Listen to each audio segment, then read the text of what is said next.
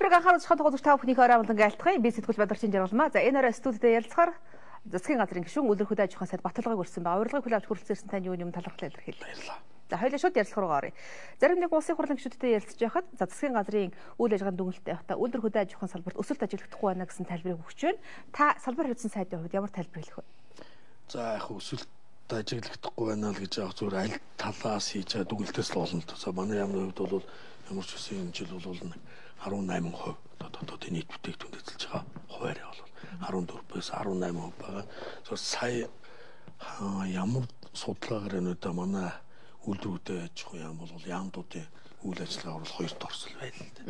За хүнсний салбар том хөдөө аж ахуйн салбар гэдэг ингээ харахаар бол салбарын хувьд бол том учраас энэ бол бодиттой болол гэж бид нар бол бас энийг бороо назар авдаг л да. Тэгээд шүүмжлэгийг хүлээж авах гэхдээ бас яамаа бас хамгаална гэх юм. Салбарын хувьд том гэж та дурдлаа л. Өөрөөр хэлбэл үйлдвэр хөдөө аж ахуй.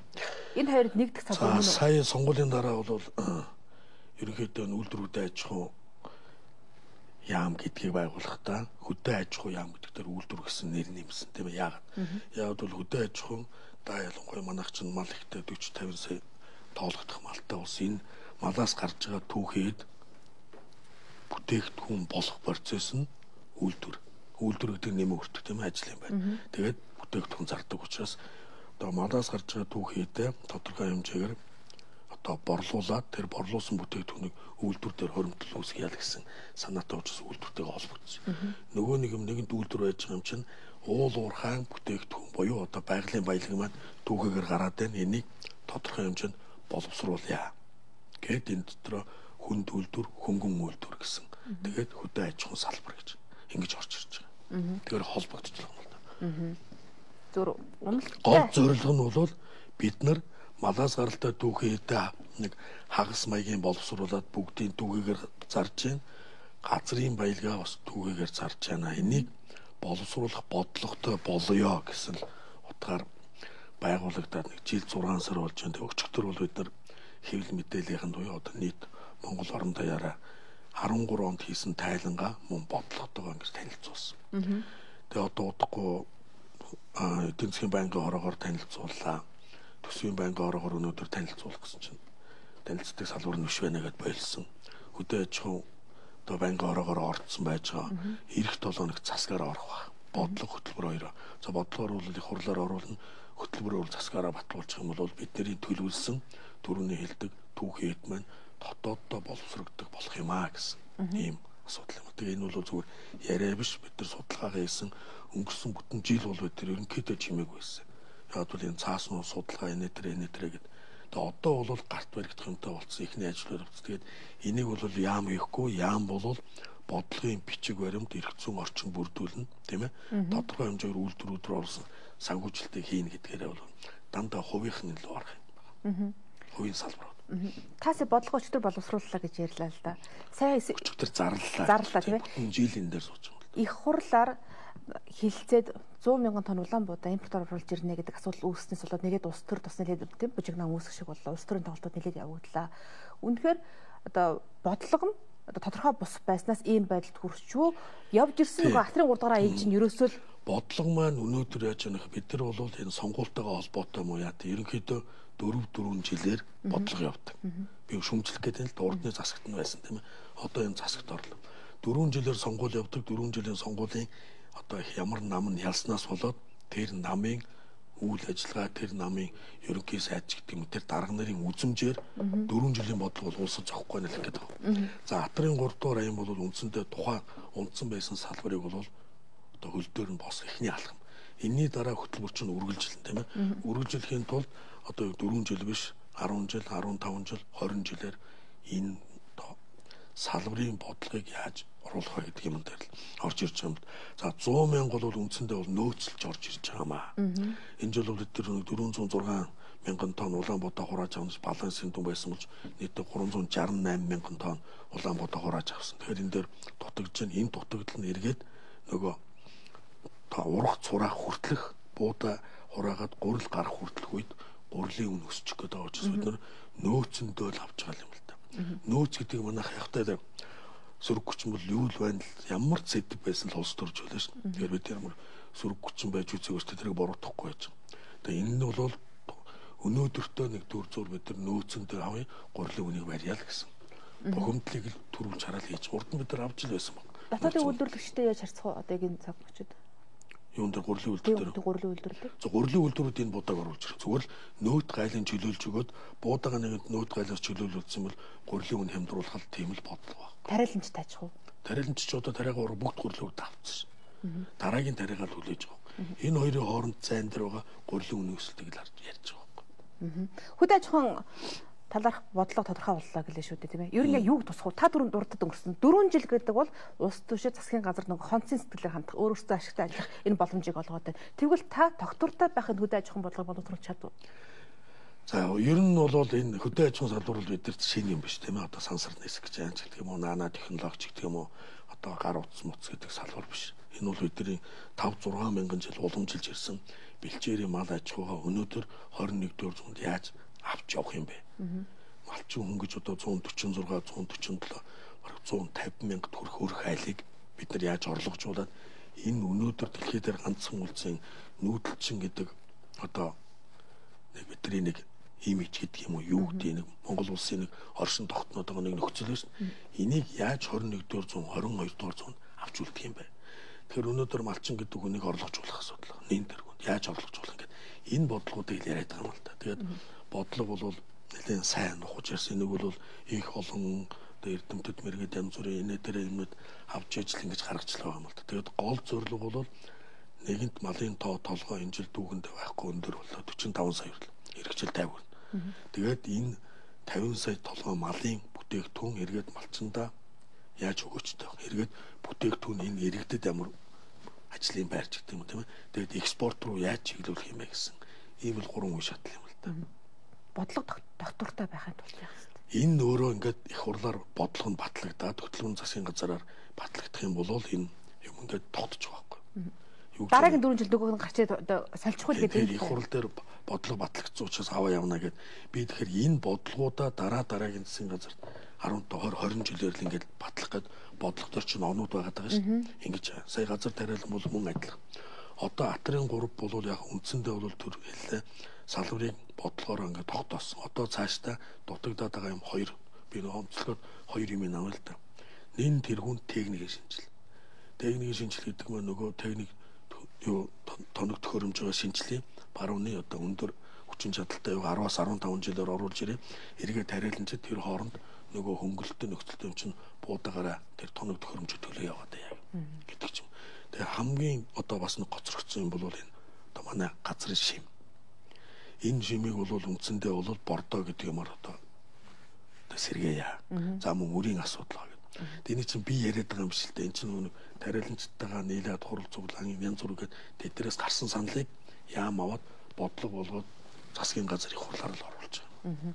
Газар тариалан хэрэглэгчгээ дэмжихгүй байгаа болохоор тариаланчид маань ашигтай хөлбөр өөрөөр хэлбэл 450 байх уу 850 байх уу гэд тийм ээ энэ Улаанбуудаа үнээс шалтгаалаад рапс тариалаад байна л гэдэг байгаа шүү дээ. Энэ бүхэнд ч гэсэн тодорхой. Тийм рапс дээр бол бас тас хорж болохгүй л дээ.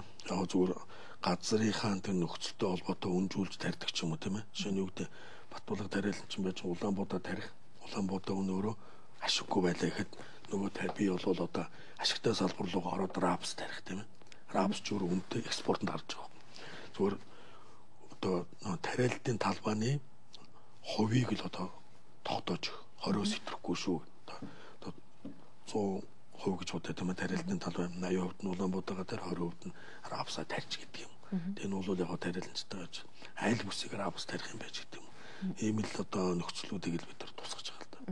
Тариаланчтай ярилцж үзсэн л дээ. Өөрөөр хэлэх юм бол тариаланчдыг бэлтгэх шаардлагатай байна. Энд бодлого бас хэрэгтэй байна гэдэг зүйл ярьж ирсэн. За мэргэжлийн сургалтын төвч гэдэг юм одоо нэгэн тариалангийн одоо салбар байна нэг хувь болцсон тийм ээ. Энэ яаж нэхээр ургац суралдаг маш богино хугацаанд маш хэмжээний одоо хөдөлмөрөөр маш хурдтай хугацаа орохгүй нөгөө цаг уурын цас бороо гэдэг янз бүрийн байдаг учраас тэр хүн хүчний асуудал нэлээд шаарддаг. Тариаланчдаас гадна бас нөгөө нэг хүнсний ногооч. Тэгэхээр иймэрхүү зүйлүүд бол байнга л одоо болж байдаг. Ургац суралтын үед маш хэмжээний хүн хүч хэрэгтэй байдаг. Бусд үед нь бол хүн хүчгүй байдаг учраас тогтмол 12 сарын хувьд цалин өгөх боломжгүй юм салбар байхгүй. Тэгэхээр энэ дээр бол одоо юу гэдэг дээр үе уламжлал оюутнуудыг дайжлах тийм ээ цэргүүдийг дайжлах гэдэг ийм одоо зүйлүүд бол байдаг. Өнгөрсөн хугацаанд бол тодорхой хугацаанд бол энэ оюутнуудыг бол бас бид нэлээд дайжсан. Цэргүүдийг бол чинь тэр төрөл цалингийн өгөөл явж байгаа юм. Та түрүүн битэр ярианда малчтыг одоо хөрөнгөлөх тухай яриад өнгөрөх шиг болоо. Тиймэрхүү бол малчтыг бас орон сууцчлах хөтөлбөр хэрэгжүүлэх гэдэг яриа барьсан. Энэ талаар тодруулж. За өдөө орнуудгаар явахаар малчтын нэг ярьдаг бол одоо бид нар энэ хотын хүмүүс маань ингээд орон сууцны зээлэнд ороод байх юм аа. Бид нар үр хөвгтөө улсаа энэ орон сууц авах хэмжээнд байна. Яагаад бид нар тэр 8% зээлэнд моргижийн зээлэнд багтаж олддог юм гэсэн асуудлуудыг ярьдаг л да. Тэгээд яг эрх зүйн орчин юу байна гэхээр 8% буюу моргижийн зээлэнд орж байгаа орон ямар ч байсан нөгөө нийгмийн даатгалд хамрагдах хэрэгтэй. Нийгмийн даатгал гэдэг нь бас нийгэмтэйгээ харьцаа. Тэгэхээр нийгмийн даатгалд харьцахын тулд одоо тодорхой хэмжээнд хоршоологчдод хэлсэх тийм хоршоологчдод нийгмийн даатгалд одоо татвар төлөөд ингээд хоршоолоод өөрийнхөө бүтээгдэхүүний өртгийг багасгаад ирэх юм бол малчтыг бол моргижийн зээлэнд орон сууцны зээлэнд хамруулах юм боломж байгаа юм л да. Тэгэхээр энийг бид нэр өнөөдөр яагаад яриад байна гэхээр зарим хүмүүс малчд орон сууцаар яах гээд байгаа гэсэн ийм сүрэг юм ярьдаг. Энэ бол нөгөө бодлогынхаа тайлбарыг ойлгоогоос болоод. Тэгэхээр юу гэж байна гэхээр өнөөдөр сумын төв Монгол улс чинь маш том газар нутагтай 21 аймаг 330 сумтай. Суман дээр очиход сум болгон дээр хашаа байдаг. Хашаан дотор нэг байшин байдаг. Тэгээд нэг юм хоёр гэр байдаг тийм ээ. Тэр байшингийн л бид нар нөгөө хүүтэн халуун устай нь холбоод цахилгаантай нь холбоод өгөөл гэж. Тэгээ энийгээ бол Баянгор аймгийн 2 сумаас эхэлж байгаа. Бууцгаан, Баянлаг гэж 2 сумаас. Тэгэх юм бол одоо нэг хотын хаусанд байдаг шиг сумд өдөр хаустай болох тийм технологийн шинжилгүүд хийж байгаа. Тэгээ энэ бол одоо яриа биш өнгөрсөн жилээс 5 сарын сүүлээс эхэлсэн энэ 3 сард өдөр ашиглалтанд өгч байгаа. Тэгээд 2 сумынхаа төлөвлөлтийг шинээр хийгээд эхэлсэн. Ийм л юм байна. За аймгийн төвд ягаад малчин хүн өнөөдөр нэг өрөө байртай байж болдгоо юм тийм ээ. Тэгэхээр яах гэж байгаа юм. Гэхдээ малчин хүнээс чинь хүүхд талтай юм байна. Хүүхд нь сургуульд явд юм байгаа шүү дээ тийм ээ. Аймгийн төв дээр очиод тэр нэг өрөөнд нь хүүхдүүд нь сургуультай сургалтай. Дотор байргаа зовлонттой юм байгаад байхгүй шүү дээ. За Улаанбаатар хотод зөндөө малчтын хүүхдүүд сурч нэг өрөө байртай бол нөгөө дотор байрны хомсдлуудад нөлөөтэй л байхгүй гэсэн ийм үндслээр энэ асуудлуудыг гаргаж ирсэн. Тэгэхээр малчин хүнд нэг энийг хийхэд тулд яах ёстой түрүүн дээр нийгмийн даатгал ярил тийм. Малаас гаралтай түүхийд нь маш хурдтай эргэлттэйгээр борлогддог байна. Энэ хөдөө аж ахуйн бирж. За өнгөрсөн 4 сард бид хөдөө аж ахуйн биржийг анх эхлүүлсэн. Нийтдээ 13 оны 12 сард 403 тэрбум төгрөгийн борлуулалт хийсэн байж. Зүгээр эхэлж байгаа шүү дээ. Одоо ингээ харахад бол хөдөө аж ахуйн бирж малчин хоршоо хөдөө аж ахуйн бирж тэгээд үйлдвэр гэдэг. За үйлдвэр бол өнөөдөр манай энэ арьс шир ноос ноолорын түүхий эдэн үйлдвэрүүдээс арьс ширний үйлдвэр бол технологийн хувьд бол нэлээд гоцрогдсон. Мөн энэ салбар л ерөөсөө төрөөс харж байгаагүй. Өнөөдөр нөгөө хууч арьс ширний кабинет гэлээд интэл одоо нөгөө бохироо туул руу хийгээл ингээл байж байгаа. Тэгэхээр энэ засгийн газараас бол анх удаага энэ арьс ширний салбар руу бол бодлого гаргасан. Мөнгө өгөөд эхэлсэн. Тэгээд дараханд бол төвлөрүүлье гэж. Тэгэх юм бол бид нар нөгөө 10 жилдээ 10-аас дээш арьс шир боловсруулж байгаа үйлдвэрээ шууд технологийн хувьд боловсруулад гадны экспорт нь гаргах боломж юм л да. Тэгэхээр нөгөө малчч нь орлогочоод одоо би малчин байлаа гэж. Жаргалмаа бол юу вэ? Брокер, хөдөө аж ахуйн бирж. Өөрөө надтай гэрээх байхгүй. За Батулга малчаа өөрөөс чинь жилд хичнээн тонн ноос, хичнээн тонн ноолор, хичнээн арьс гарах юм бэ гэхээр би өөрийнхөө тэр юм өөрчн бүртгүүлчих. Тэгэхээр бид хоёрын хооронд худалдааны гэрээ хийж байгаа. Энэ худалдааны гэрээгээ бид нэр орон сууцны компанид баталгаа болгож өгч болж байгаа. Одоо малчин юун дээр ундаг гэхээр банкны баталгаан дээр ч гэдэг. Энэ юмнууд явж байгаа. Тэгээд удахгүй бид нар бас энийг хэвлэл мэдээлэлээр бас дараагаад зарлаад явна л гэж бодлоо. Малчид ба нууцлаарай тий. Би бас одоо өөрөөр хэлбэл барьцах гэдэг юм л да тийм. Малчид малтай. Надад нэг ч хонь нэг ч хуц ухна байхгүй. А гэтэл юу ч юм малчид ч нөгөө хөрөнгөтэй малаа борлуулах сонирхолгүй болчихсон учраас бид үнэтэй мах идэв шүү. Тэгвэл энэ үнийг яаж зохицуулах юм? Тийм. Тэгэхээр манайхан бол ингэж яваад байхгүй. Малчид малаа борлуулах юутай байна багасаад байна гэх тийм. Энэ бол идэвхжүүлэх ажил бид нар хийх л ёстой юм. Өнөөдөр би нэг жишээ хэлье л да. Өнөөдөр мал маллаад сая доллартай болсон хүмүүс байна. Энэ бол хөдөлмөр мөн үү? Тэгэхээр юу гэж нэхэрэ одоо тэр хүн эргээд энэ их орлоготой болсон чинь эргээд тэр бүтээгдэхүүнээ борлуулах тийм сонирхлыг бид нар төрүүлж өгье. Тийм учраас малчтыг бид нар бизнесмен гэдэг нэр одоо өгөөд ихсэн ш. Та нар бол бизнесийн хүмүүс ээ. Өнөөдөр мал гэдэг бол та нарын эргэлтийн хөрөнгө шүү. Битгий та нар энийг хөрөнгө гэдэг ингээд дараад тийм ээ. Хөрөнгө гэдэг чинь түрүүний хэлдэг үндсэн хөрөнгө өвлүүлж болдог тийм ээ. Тэгэхээр мал гэдэг бол хөдөлгөөнтэй энэ бол эргэлтийн хөрөнгө учраас тэр сэтгүүд нь өөрчлөлт оруулъя гэдэг юм л да. Ийм тохиолдолд бол нэр эргэлтийн хөрөнгө чинь аль болох тодорхой хэмжээгээр чанартай өгөөжтэй болъё гэдэг төрөөс авж байгаа халамжууд байна. Тэр ноосны урамшуул, аль ширний урамшуул гэдгийг авахдаа малчин хүн тэр малаа вакцинжуулах тийм ээ. Хариуцлага тооцох гэдэг шүү дээ. Өөрөө вакцинжуулах бид нар махыг чинь авахгүй, харьцыг чинь авахгүй ч гэдэг. Ийм холбоо сүлбөөсөр л одоо хоршиж ажиллая гэдэг юм л да. За хот суурин газруудын хувьд бол махан дээр бол бид нар бусдын жишгийг дагахаас аргагүй. Яг бол манай бэлчээрийн мал чинь жилд нэг удаа төлөлдөг. Жилд нэг удаа няталгаа хийдэг. Ийм хавар турдаг. Хавар няталгаа хийдэг учраас махны хомсдол үүсдэг.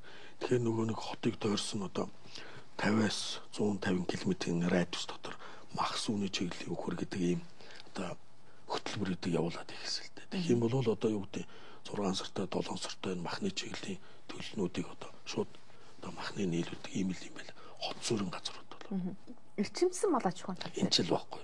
Хот суурин газруудад түрүүний хэлдгээр эрчимсэн мал аж ахуй гэдэг буюу одоо бусад орны туршлагыг авъя. Гэхдээ учиртай авъя. Шууд одоо Францаас үхэр авчираад ингээд ихээр нөгөө цаг уур цаашаа хоолт хичээлгээд нөгөө нэг эрсдэл өндөртэй учраас энэ дундаас бэлчээрийн мал дутаас эрчимсэн мал дутраас ус энэ тоо одоо малын одоо үйлдэл гаргаж авъя гэсэн ийм чиглэлээр бол ажиллаж байгаа. Жижиг дунд үйлдвэрлэлийг дэмжихүүднээс засгийн газраас нийт эрчимтэй үйл ажиллагаа зохион байгуулсан үйлдвэрлэлийг дэмжих санч гэдэг юм уу зээл тусламж маш ихээр олгогдсон л доо. Гэтэл тэр бүхний зарцуул дүр ашиггүй байна ч гэдэг юм уу ийм асуудал ихээр яригддаг. Яг энэ дээр хяналт тавих боломж болох юм. За жижиг дунд үйлдвэрлэл сүүлийн одоо үед бол манай төр засгаас нэлээд ажлууд явагдсан. Тодорхой хэмжээний мөнгө гарсан, тодорхой хэмжээний аж ахуйнууд авсан л та. За үр дүн бол шууд утгаараа бас нэгдэг. Тэр нь бол нэлээд удаан хугацаанд нөхөх юм шиг. Бидний саяын тэр судалгаагаар бол ерөөсөө Монгол улсын хөгжлийг эхлээд арга яс арья. Арга яс гэж байна. Тэгэхээр манай орны онцлог биш. Газар нутаг том байна. Далаад гарцгүй байна. Нөгөө бэлчээрийн малтай юм тархаа бодроо яах вэ? Дэд үтц. Дэд үтц гэж ерөөс хоёр. Авто зам, төмөр зам хоёр. Авто зам, төмөр зам хоёроор Улаанбаатарууд буюу зах зээлтэйгээ нийлүүлээд ирэх юм бол бүтээгдэхүүнийг хямдруулах хурдтай тээвэрлэх боломж өртөж байна. Энийний дараа хөгжил яригдана. Тэгээ төмөр замын бодлогыг 10 онд баталсан боловч харамсалтай нь энийг ойлгодог ерөнхий сайдууд гараагүй. Засаг гараагүй. Тэгэл нөгөө нэг 4 жилийнхаа циклд 3 жилд нь ажилтдаг сонгуулийн үржил бол юу ч хийхгүй. Хайхаа гэдэг ч юм. Тэр энийг бол бид нар эвдэх хэрэгтэй юм шиг л би тэгж л ажилласан. Тэгэхээр юу гэх гэдэг нь жижиг дунд үйлдвэр гэдэг яаж хөгжих юм бэ гэхээр түрүүний хэлдэг дэд үтсээс том үйлдвэрүүд түрүүний хэлдэг тийм ээ. Том үйлдвэрүүд даа ялангуяа хүнд үйлдвэрүүд гараад ирэх юм бол тэрнээс гарсан түүхийн эдийг дагсан салбар жижиг үйлдвэрүүд өөрсдөө гараад ирж байгаа юм. Одоо бид нар жижиг дунд үйлдвэр гэж яриад хөтөө ингээд тараад эргээд ирээний бараг үнийн өртгийн хувьд бол дийлэхгүй байна. Тэгэхээр яах ёстой вэ гэхээр том үйлдвэрүүдэд бариад арга эс рүүгээ орох юм бол тэндээс гарч байгаа хаягдал түүхийн эдүүдээр өс. Одоо 200-аа тийм үйлдвэрийг тийм судалгаа гарсан л да. Да ялангуяа химийн үйлдвэр бол одоо босоод ирэх тийм боломжтой. За баярлалаа их үзэгчдээ би өнөөдөр үйлдвэр хөдөө аж ахуйн сайд Баттулгатай ярилцсан чинь ярилцлагын дөрмийн дараа үргэлжлүүлье. За үнэхээр гадуур хэвлэлийнхний яриад байгаа Баттулга сайд ерөнхий сайдад санаахаж үйлдвэржилтийн хэмжээ засгийн газрыг байгуулах гэж байгаа юм үгүй юу? Хэд дөрмийн дараа өөрөөс нь лавлаа.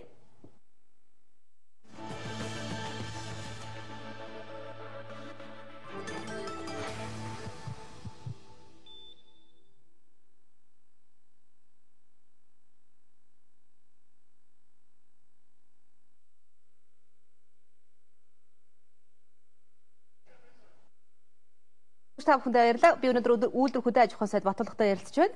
За үнэхээр одоо хэвлэлийнхэн одоо найруулагч үзүүлж байгаа нэг графикийг ихээхэн анхаарч үзэж байна л да. Баттулга алтан уягийг цэвэр тавих гэж байна. Нэлээ бултаж тогтрох механик чинь гэдэг юм уу? Янз бүрийн тайлбар хэлж байна. Яагаад ийм зүйл яригдах болов? Би яаж үгүй. Ерөнхийдөө бол сая дээр би жиргэн дээрээс таарсал да нэг юм явж байна. Урд шин үлээ уржигдэр шин. Уржигдэр шин хүмүүс над руу уцтаад 25 юм яриад байна. Тэгээ бид тэр 25 нэг залуу байсан. Тэр над руу мессеж хийгээд дулгахаа таны тухай нэг юм хийсэн шүү. Гэхдээ чи асуухгүй ягаа хийж байгаа. Хэн блэ нэр нь? Уран тогтох. Уран тогтох нэг шар залуу байл.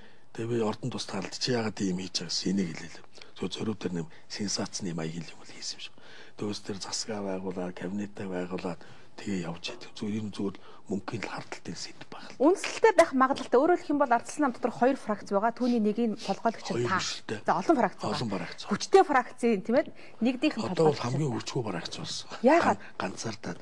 Яагаад ганцаар? Яг та одоо ингээл салбарын бодлого нь том байна. Ингээл юм явуулах гэж бүгд юм дээр бол одоо нөгөө дэмжлэг их бага аваад байгаа учраас би бол хүчгүй фракц болчихжээ л гэж бодож байгаа. Та түр ярианд дурсан шүү дээ. 2010 онд төрөөс төмөр замын салбарт баримтлах бодлого боловсруулагдсан болж өнөөдөр хүртэл хийх тийм тэнхэлтэй ерөнхий сайд гарахгүй байна гэж. Тийм засагч гарахгүй юм байна. Их хурал дээрэж мэдж байгаа. Та засгийн газарт байгаа шүү дээ. Тэгээ энэ бол би жишээ нь одоо өнөөдөр зам тээврээс. Гэтэ ажил нь бол явж байгаа л. Гэтэ тодорхой хэмжээр энийг засаг тэр чиглэл дэмжих ёстой байна. Ганц үг сайд чинь танаа хүн биш юм уу? Гэхдээ манай фракцаар явдаг. Гэтэ ажил нь бол явж байгаа. Зөвхөн би юу гэдэг нь гэхээр өнөөдөр цагаан сарын лангуу, ногооны лангуу, нөгөө ургацын баяр төмөр замын хандлага нь тэнцээд байна л гэх гээд байгаа байхгүй. Би зүгээр юу гэж нэхэхээр том өдөртөгч бусад орнуудыг харахад бол талаад гарч ормол бүх аймагуудыг холбосон автозам, төмөр зам хоёр л байдаг. Дээд зэргийн нэн тэргүүний асуудал юм аа. Яг бол аймагуудад маш их хэмжээний түүхийдүүд газрын баялагууд гарч байна. Энэ бүгд машинаар урагшаад ирүүлж байна. Энэ нэг төмөр замтай байх юм бол бүгд төмөр замаараа тэвлээ сайн шандад боловсруулагдъя л гэдэг. Төрүүлээд энийг хараасаа л гэж байгаа байхгүй. Сайн шандын ажилтрын парк. Тийм. Чимээгүй л байгаа даа. Гэхдээ чимээгүй шинтэрч би түрүүэр л маш том хоёр үйлдвэргээд энэ бодлого юм бол гарцаа. Харин тэгээд ажил хийгдэхгүй ш. Ажил хийгдэж байгаа зүгээр харамсалтай нөгөө энэ лүү чиглэж байгаа бодлого нь засаг дээр дэмжигдэхгүй байна л гэж байгаа. Одоо яах ёстой юм бэ? Төрөний засаг дээр дэмжигдсэнгүү тэр нь үл яг нөгөө Батуулд гээд нэг хөлбийсэн ерөнхий сайд нь нөгөө 5 толгой товцоо эзэмшигдэх ч юм уу тийм байсан баг. Тэгээ төмөр замын юмыг явуулаагүй. Ямар сайндаа би чинь замцсан эхлүүлээд тэгээд нэг баахан их хорм орноор хөөргөж жоод эхэлсэн чинь тэрэн дараа нь шүүмжд орж байгаа. Тэгээ нэг бол нэгэнд хоёлоо ярьж байгаа чинь ярьсан л дээр баг л та. Тэгэхгүй бол одоо ингээл нэг тэгээд цагаан сарын одоо модон морин жилийн одоо ингээл энэ бол тэр рүү хийгдсэн ажил тийм. Өнөөдөр Монгол улсын хөгжил бол нэн тэргүүн дэд үтц. Бүх аймагуд дэд үтцээр холбогдож худалдаачинч, одоо баячин, хувьсгалчинч, баячин. Тэгэхээр энэ лүү одоо анхаардаг тийм л одоо юу гэх юм да одоо тийм. Засаг төр хэрэгтэй байна. Одоо бол мөрөгдөл байгаа л та тэгэл. Дөрөвний дээр үнэн хүн болох засаг масаг тэр миний ингээс тэр нь бол төрөний 25 хүүхдэд ярилцлаа. Энэ бол би тийм гомоо юм хийхгүй. Зүгээр давхар дээлтэй холбоотойгоор л гэж бодсон баг. Тийм хүн болгон дэд бүтц хэрэгтэй гэж яриад байна л да. Хийх ёстой байхгүй. Харин тэгээд хийхгүй байгаа нь юу байгаа юм? Гэхдээ одоо бол төмөр замын ажил бол графикын дагуу явж байгаа. За. Зүгээр их л хэмжээний мөнгө хэрэгтэй л байхгүй. Давхар дээлийн асуудал таних. Та давхар дээлтэй халуусч байна уу?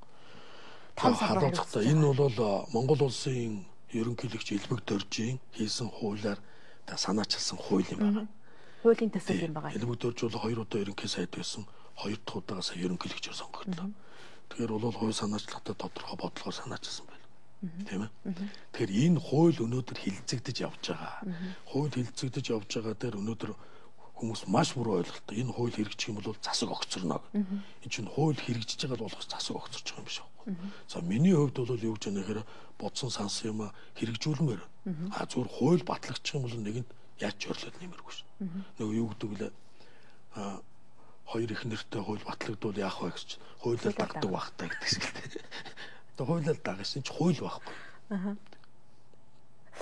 Он гараад Баттулга ерөнхий сайдыг тогтраад унгаад тэгээд засгийн газар толгойлгоно гэдэг яриа маш эрчимтэй явсан л да. Тэр бүрхэн орох худлаа гэсэн үг. Яагаад ийм яриа гаргаад? Энэ сонгуулиас өмнө одоо саяын сонгуулиас өмнө л яригдчихсэн юм шүү. Тэгэл яригдаад яг зүгээр үзэл бодлоо. Танд тийм бодол байна уу? Ерөнхий сайд болчвол би болол юу гэж нэхэр Монгол улсын дэд бүтц энэ аж үйлдвэрийн салбар, хөдөө аж ахуйн салбарыг босгох бодолтой. Ерөөс. Яг бол энийг би өөрөө харцсан байна. Яг энэ би урд нь бизнес хийжсэн. Надад туршлага байна тийм ээ. Урд нь сайд хийжсэн. Зам тээврийн барилга хотооголтын яамны сайд багтаа би өөрийнхөө хүмүүстэй хамтаар автозамын бодлого, төмөр замын бодлого, хөдөө орон нутгийн орон сууцны бодлого, сая энэ төр сум ярьлаа тийм ээ. Аймагуудын орон сууцны дагуул хотуудын 100 мянга гэдэг ингээд бүгдийг л батлуулсан ухаантай шүү дээ. Бүх одоо энэ яамн дээр ирээд сая ярьлаа. Газар тариалангийн бодлого, мал аж ахуйн бодлого, биержийн бодлого, хүнд аж үйлдвэр, хөнгөн үйлдвэрийн бодлого эдгээр бүгдийг л гаргачлаа л да. Нэг жил гаруй чимээгүй байсан. Ерөөсөө цаасар бол орсон. Их хурлын гишүүн засгийн газрын гишүүн байх нь ашигтай байна уу? Хувь хүний хувьд асуугаагүй шүү. Бодлогын хувьд те бодлого. За бодлогын хувьд бол яг зүгээр юунуудаа дэмжигдээд явах юм бол яг бол их хурлын гишүүн байгаа засгийн газрын гишүүд хариуцлагатай болчих юм. Нөгөө нэг талдаа асуудал юу гэхээр нөгөө хоёр тал руу гүйдэг. Тэгээ нөгөө их хурл дээрээ суух гээд их хурл дээр ч нөгөө 9 цагаас хурл эхлэнэ гээд 10 өнгөрдөг. Тэр хооронд хайрын цаг л байгаа юм бол нэг тийм л юм байгаа. Хойлоо даана. За баярлалаа. Тэгэхээр та тэр ярьслага өндөрлж юм л да. Ярьцгаах төгсөл би одоо цагаан сар асуух гэсэн чи бас иччлээ гэнт танаас те. Өөр юу хийхэр төлөвлөж чинь товчхон хэл те. Би асуулгүй өнгөрсөн байж байгаа салбарынхаа хувьд те. За энэ өөрөг том салбар одоо айлгоо цагаан сар руу их ханддаг тийм ээ.